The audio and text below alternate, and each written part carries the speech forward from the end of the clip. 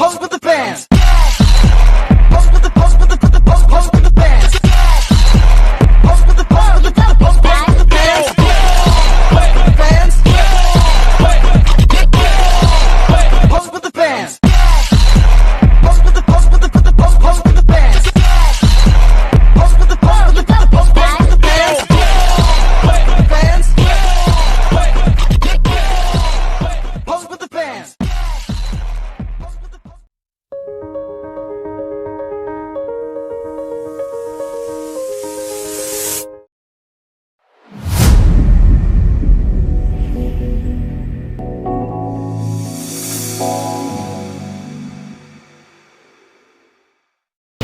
Isang mapagpalang araw po sa ating lahat, lalo na po sa ating guro na si Ginang Escolto. Kami po ay pagtatatlo. Ngayon, kami ay maglalahad sa aming pananalisik na pinamagatang Sigaw ng Kalayaan, Pagsusuri sa mga akda ng Rizal bilang sandata sa malayang Pilipinas. Una ay ang abstract.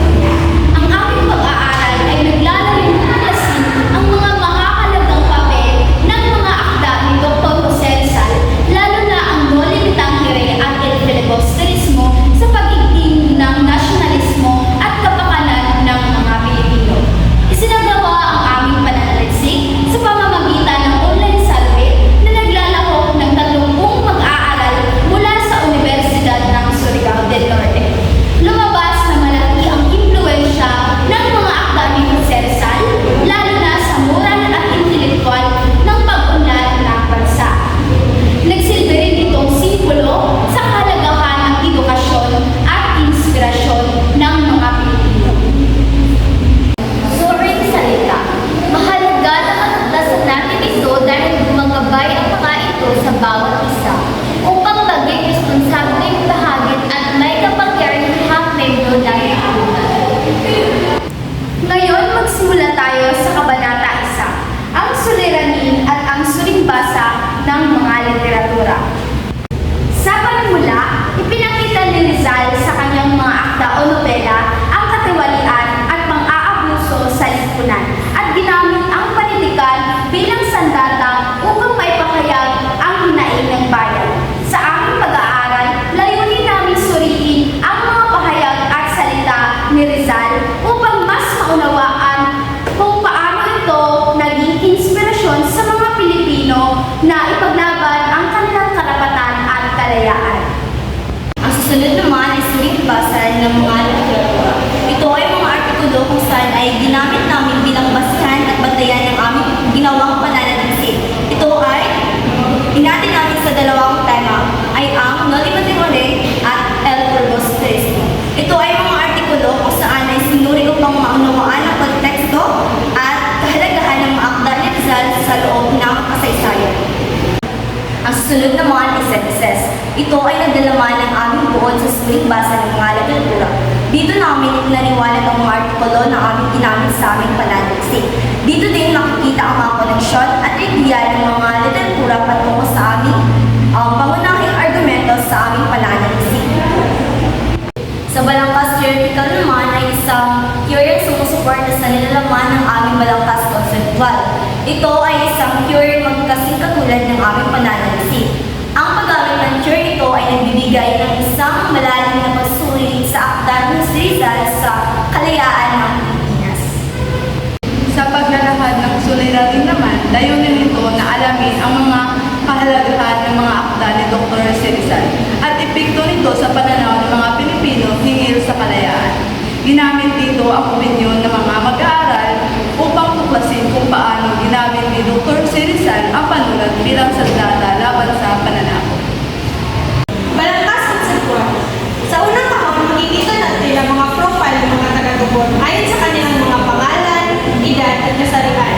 At sa pangalawang taon, naman ay ang mga posibleng makasagot nila sa aming mga tanong. At sa pangatlong taon naman, dito nakapaloob ang aming output o kabuoang kalabasan ng aming pananaliksik.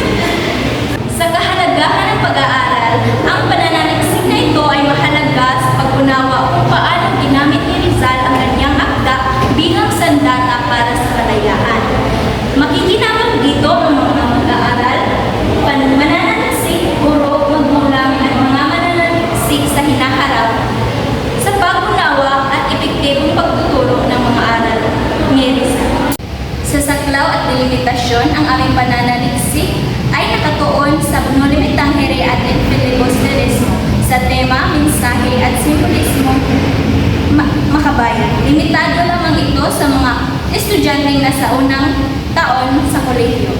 Sa katuturan ng mga katawagan, binigyang kahulugan ang mahalagang salita gaya ng sigaw, kalayaan, pagsusuri, akda, sandata, nobela, Nolimitang Here, El Filibusterismo, historiador, panayam, at flyer upang maging malinaw ang konteksto ng pag-aaral. Ngayon, tutungo tayo sa Kabanata 2, ang pamamaraan ng pananaliksik.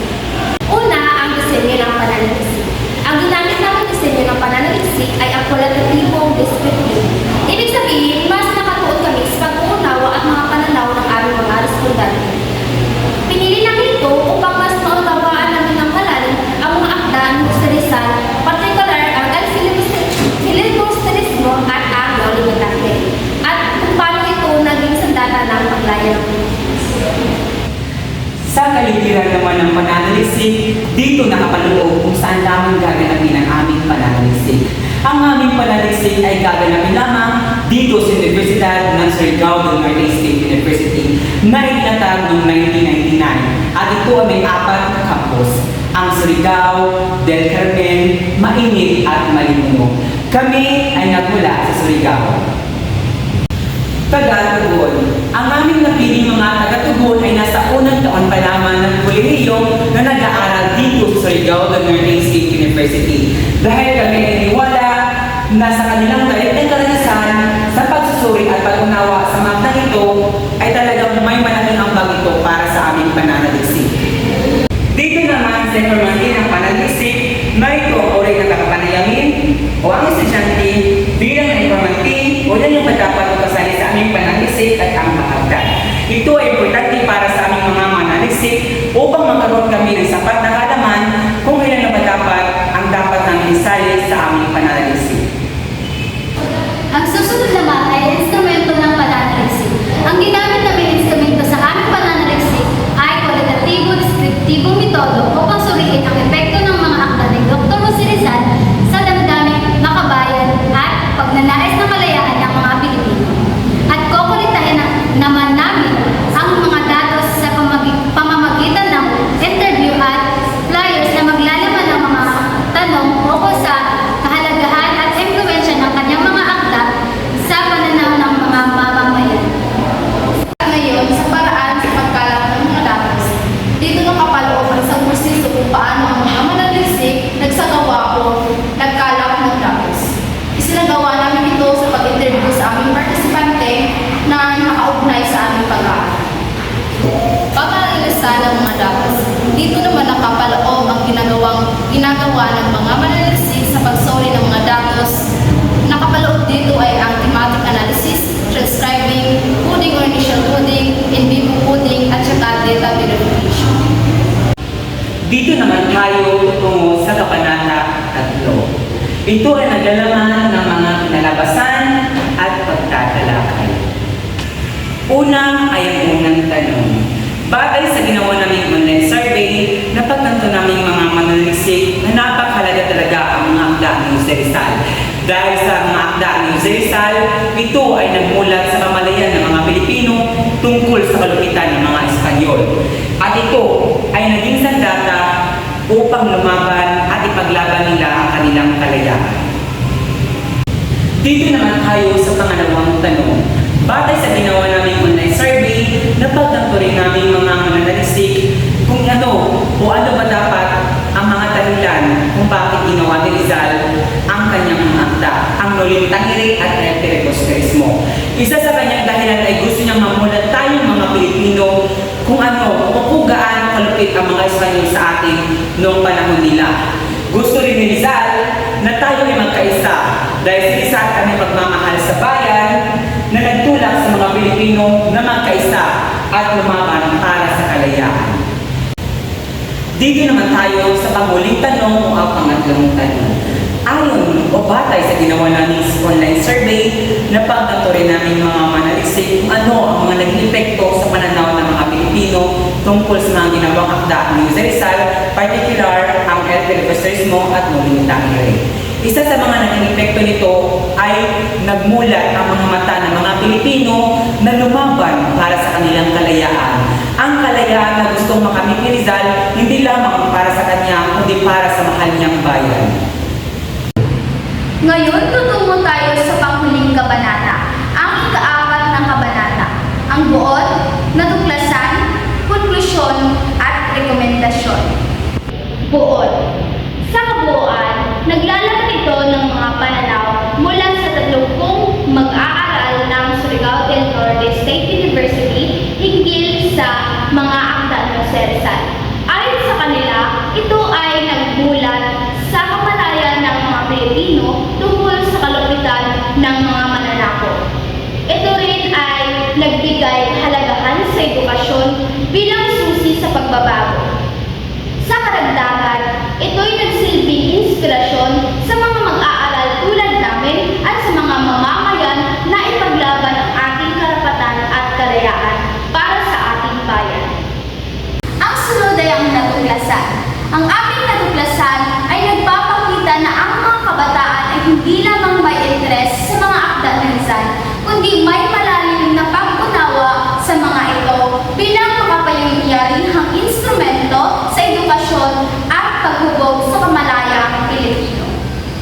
Sa aming konklusyon sa pananaliksik ay natiling malaking kahalagan lalo na sa mga kabataan. Sa madaling salita, ang mga akda ng Rizal ay hindi naluluma. Patuloy itong kaugnay sa nagbigay ng inspirasyon sa kabataan para sa pagbuo ng isang magandang kinabukasan. Sa rekomendasyon naman, iminungkahi ng pananaliksik na mas palalimin pa ang pagtalakay na sa mga akda ni Dr. Rizal gamit ang makabagong estratehiya at malikhaing materyales tulad ng flyers. Gayon din, hinikayat ang pagpatuloy ng pananaliksik ukol sa impluwensya ng kanyang mga isinulat sa iba't ibang henerasyon ng Pilipino. Gaya nga na sinabi ni Rizal, ang kabataan ang pag-asa ng bayan. Kabataang handang lumaban para sa minimithing kalayaan. Mula sa pangkatatlo, yun lamang po, mabuhay